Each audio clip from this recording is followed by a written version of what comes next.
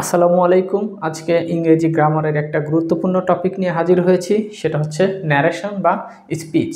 আমরা জানি ক্লাস 6 থেকে শুরু করে প্রত্যেকটা ক্লাসেই কিন্তু এই স্পিচ বা ন্যারেশন আছে। তারপরেও আমাদের শিক্ষার্থীদের কিন্তু এটা অনেক কঠিন মনে হয়, অনেকে এটা পারে না। এছাড়া বিভিন্ন চাকরির পরীক্ষা সহ বিশ্ববিদ্যালয় ভর্তি পরীক্ষায় এখান থেকে প্রশ্ন হয়। তো আমরা আজকে কতটা সহজ করে শর্টকাট ওয়েতে স্পিচ বা ন্যারেশন শেখা যায় সেটা নিয়ে আজকে আমরা আলোচনা করব। তো প্রথমে দেখব যে ন্যারেশন আসলে বলতে আমরা কি বুঝি। আমরা সাধারণত যে কথাবার্তাগুলো বলি, সচরাচর যে কথা বলি, এটা দুই ধরনের হয়। একটা হচ্ছে প্রত্যক্ষভাবে এবং আরেকটি পরোক্ষভাবে। তো আমরা যে কথাগুলো বলি সেটাই আসলে ন্যারেশন বা স্পিচ, কথা, বক্তব্য বা কোনো বাক্য। তো এই কথা, বক্তব্য, এই বাক্য কিন্তু দুই ধরনের হয়। একটা হচ্ছে ডিরেক্ট আর একটা হচ্ছে ইনডিরেক্ট। অর্থাৎ বাংলায় একটাকে বলা হয় প্রত্যক্ষ উক্তি, আরেকটাকে বলা হয় পরোক্ষ উক্তি। তো পরীক্ষাতে আসে হচ্ছে ডিরেক্ট থেকে ইনডিরেক্ট কিভাবে করতে হয়। তো আমরা একটা বাক্য আগে লিখি। এই যে আমি একটা বাক্য লিখলাম যে he said to me I am happy. অর্থাৎ সে আমাকে বলেছিল যে আমি হই সুখী। তাহলে এই বাক্যটা তো একজন বলল, তার মানে এটা ডিরেক্ট। তো এটাকে আমরা ইনডিরেক্ট কিভাবে করব আমরা দেখি। অর্থাৎ ডিরেক্ট থেকে আমরা ইনডিরেক্টে কনভার্ট করলাম। তো এখানে কিন্তু অনেকেই মুখস্থ করবে যে কি করে টেন্সের পরিবর্তন হলো, পার্সনের কিভাবে পরিবর্তন হলো। তো এই মুখস্থ না করে কিন্তু আমরা বাস্তবে যদি চিন্তা করি যে আমি যদি এই কথাটা বলি যে সে আমাকে বলেছিল যে আমি হই সুখী।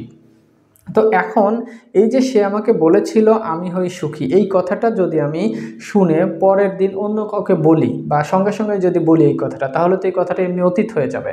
তার মানে কি, সে আমাকে বলেছিল যে আমি হই সুখী। তো এটা যখন শোনার পরে আমি বলবো আমার নিজের ভাষায় পরোক্ষ উক্তিতে, তখন কি হবে যে সে আমাকে বলেছিল যে সে সুখী ছিল। তার মানে যেহেতু কথাটা আমি শুনলাম, কথাটা শোনার পরেই তো কথাটা কি অতীত হয়ে যাবে। যেহেতু একটা কথা শুনে আমি আরেকজনের কাছে বললাম কথাটা, তাহলে সেই জন্য কিন্তু এই যে টেন্স এখানে ছিল প্রেজেন্ট ইনডিফিনিট, এখানে কিন্তু পাস্ট ইনডিফিনিট টেন্স হয়ে গেল। আর যেহেতু বললাম যে সে বলেছিল আমি হই সুখী, আমি বলতে কাকে বোঝানো হচ্ছে, যে এই যে হিকে বোঝানো হচ্ছে, এই জন্য কিন্তু এখানে হি হলো। আর এই যে আমরা যে ছোটবেলা থেকে একটা ভুল জিনিস শিখলাম যে ইনভার্টেড কমা উঠে গিয়ে দ্যাট হয়, আসলে কি ইনভার্টেড কমার সঙ্গে কিন্তু দ্যাটের কোনো সম্পর্ক নেই। কেননা এটা একটা কমপ্লেক্স সেন্টেন্স। তো যেহেতু একটা কমপ্লেক্স সেন্টেন্স, তো দুটো সেন্টেন্সকে যুক্ত করতে তো একটা কনজাংশনের প্রয়োজন। তো এই দ্যাট কিন্তু একটা কনজাংশন। অর্থাৎ যখন আমরা বাংলা করি যে সে আমাকে বলেছিল যে সে ছিল সুখী, এই যে বললাম, এই দ্যাটের বাংলা হচ্ছে যে। আর এই দ্যাট হচ্ছে এখানে কনজাংশন। কেন কনজাংশন? কেননা এখানে দুটি বাক্য আছে, তো দুটি বাক্যকে তো সংযুক্ত করতে হবে। এই দ্যাট কিন্তু দুটি বাক্যকে সংযুক্ত করেছে। আসলে ইনভার্টেড কমার সঙ্গে দ্যাটের কিন্তু কোনো সম্পর্ক নেই। এতদিন কিন্তু আমরা ভুলভাবে শিখে আসছি এবং বইপত্রেও কিন্তু এভাবে লেখা থাকে আমাদের। আচ্ছা, তাহলে আমরা এখানে কি কি পরিবর্তন করলাম? ইনডিরেক্ট আর হচ্ছে ডিরেক্ট থেকে আমরা যে পরিবর্তন করলাম, এই যে সেইড টুর পরে আমি টোল্ড দিলাম, আমি সেইডও দিতে পারতাম বা এভাবেই রাখতে পারতাম, সেইড মানেও যা, টোল্ড মানেও তাই। আচ্ছা, কিন্তু টোল্ড দিলে প্রিপোজিশন টু ব্যবহার করব না, এটাই হচ্ছে পার্থক্য। আর এই যে আমরা কনজাংশন দ্যাট দিলাম, আর যেহেতু এখানে আই ছিল, আই মানে তো সে, এই জন্য হি দিলাম। আর যেহেতু এই কথাটা অতীত হয়ে গেল, এই জন্য এখানে টেন্স পরিবর্তন হয়ে কি হলো, ওয়াজ হয়ে গেল। তো আমরা নিয়মগুলো দেখি। তো আমি আরেকটি বাক্য লিখলাম, সেটা হচ্ছে he said to me I am going to school. তো এখানে দুইটা জিনিস আমাদের মনে রাখতে হবে। এই যে ভার্বটা, এই ভার্বটাকে বলা হয় রিপোর্টিং ভার্ব, আর এই যে স্পিচটাকে বলা হয় রিপোর্টেড স্পিচ। অর্থাৎ এই যে I am going to school, এটা তো অন্য একজনের কথা। তো অন্য একজনের কথা তো আমি নিজের ভাষায় বলতে পারি না, তখন কিন্তু অন্য একজনের কথাটাকে আমাদের ইনভার্টেড কমা দিয়ে আটকিয়ে দিতে হবে। তো ইনভার্টেড কমা দিয়ে যখন আটকে দিলাম, তাহলে এই কথাটা তো রিপোর্টেড হয়ে গেল, এই জন্য এটাকে বলা হয় রিপোর্টেড স্পিচ। আচ্ছা, এটাকে তাহলে কি বলে? Reported speech. অর্থাৎ এই স্পিচ বা কথাটা কার? তার কথা, এজন্য এটা রিপোর্টেড স্পিচ। আর এই ভার্বটাকে বলা হয় রিপোর্টিং ভার্ব। অর্থাৎ ন্যারেশন শিখতে হলে কিন্তু আমাদের এই নামে এদের ডাকতে হবে। অর্থাৎ এই জিনিসটা কিন্তু আমাদের জানতে হবে, সেটা হচ্ছে ইনভার্টেড কমার যে বাইরের অংশটা, যে ভার্বটা থাকবে, সেই ভার্বটাকে বলবো আমরা কি? রিপোর্টিং ভার্ব, আর ইনভার্টেড কমার ভিতরে যে কথাটা থাকবে, যে বক্তব্যটা থাকবে, যে উক্তিটা থাকবে বা যে স্পিচটা থাকবে সেটাকে আমরা বলবো রিপোর্টেড স্পিচ। ওকে, তাহলে আমরা ডিরেক্ট থেকে ইনডিরেক্ট কিভাবে পরিবর্তন করব, আমরা ধাপগুলো কি?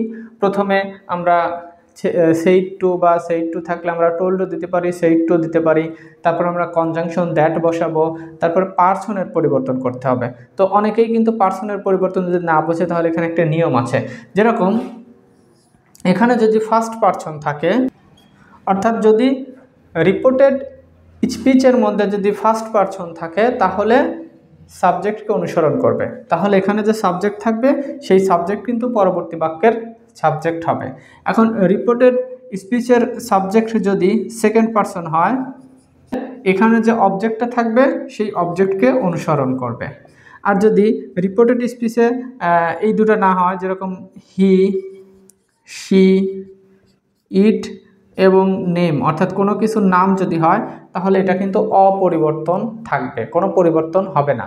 তাহলে আমরা কি জানলাম, যে রিপোর্টেড স্পিচের সাবজেক্ট যদি ফার্স্ট পার্সন হয় তাহলে সাবজেক্টকে অনুসরণ করবে, যদি সেকেন্ড পার্সন হয় তাহলে অবজেক্টকে অনুসরণ করবে, আর যদি হি, শি, ইট কোনো কিছুর নাম হয় তাহলে কোনো পরিবর্তন করা যাবে না। আচ্ছা, এখন টেন্সের কিভাবে পরিবর্তন হয় আমরা একটু দেখি।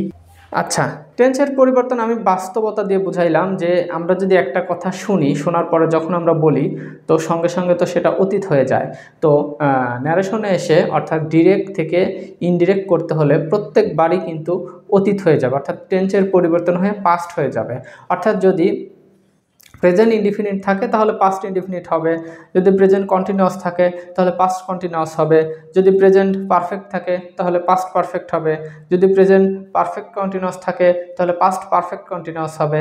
আচ্ছা, এখন যদি পাস্ট ইনডিফিনিট থাকে, তার মানে অতীতেই যদি থাকে তাহলে এর পরের টেন্সটা হবে, যদি পাস্ট ইনডিফিনিট হয় তাহলে পাস্ট পারফেক্ট হবে, আর যদি পাস্ট পারফেক্ট হয় তাহলে কিন্তু পাস্ট পারফেক্টই হবে, এখানে কোনো পরিবর্তন নেই।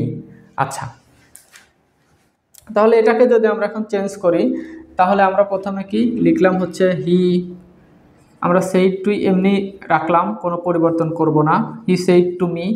আচ্ছা, এটুকু করার পর আমরা কি কনজাংশন দ্যাট, দ্যাট, তারপরে যেহেতু এখানে ফার্স্ট পারসন আছে তাহলে এখানে যে সাবজেক্টটাকে অনুসরণ করবে, তাহলে সাবজেক্ট আছে হি, তাহলে হি। আচ্ছা, এটা যেহেতু প্রেজেন্ট কন্টিনিউয়াস টেন্সে আছে তাহলে পরিবর্তন হয়ে পাস্ট কন্টিনিউয়াসে যাবে, তাহলে হি। এটা কিন্তু খুবই সহজ, এখানে কিন্তু কোনো ধরনের জটিলতা নেই। তাহলে আমাদের ধাপগুলো কি? প্রথমে আমরা সাবজেক্ট, তারপরে হি সেইড থাক বা টোল্ড থাক আমরা অমনি রাখবো, তারপর আমরা কনজাংশন দ্যাট দিব, তারপর ইনভার্টেড কমার ভিতরে যে সাবজেক্ট থাকবে সেই সাবজেক্ট যে যদি ফার্স্ট পার্সন থাকে তাহলে সাবজেক্টকে অনুসরণ করবে, সেকেন্ড পার্সন হলে অবজেক্টকে অনুসরণ করবে, আর যদি হি, শি, ইট কোনো কিছুর নাম হয় তাহলে কোনো পরিবর্তন করা যাবে না। আর টেন্স যা হবে তার বিপরীত টেন্স হবে, অর্থাৎ পাস্ট থাকলে পাস্ট পারফেক্ট আর প্রেজেন্ট থাকলে পাস্ট। আচ্ছা, তাহলে আমরা প্রথম ধাপ, আসলে বেসিক ধাপ, এখানে কি করে ন্যারেশন পরিবর্তন করব সেটা নিয়ে আমরা আলোচনা করলাম। তো এটা কিন্তু ছিল অ্যাসার্টিভ সেন্টেন্সে। তো ন্যারেশন কিন্তু 5টা সেন্টেন্সেরই হয়। তো আমরা পরবর্তী ক্লাসে পরবর্তী ধাপ দেখব। ধন্যবাদ সবাইকে, আসসালামু আলাইকুম।